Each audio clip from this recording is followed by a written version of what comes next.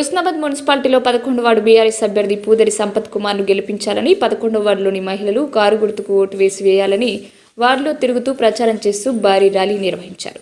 గెలిపే లక్ష్యంగా దూసుకువెళ్తున్న బీఆర్ఎస్ అభ్యర్థి సంపత్ కుమార్కు 11వ వార్డులో ఓటర్లు బొట్టు పెట్టి ఆశీర్వదించారు. రాముని గుణమే నీది రామబాణమే మాట వదిలినవో ప్రాణం పోయిన తిరుగుండదు గంట.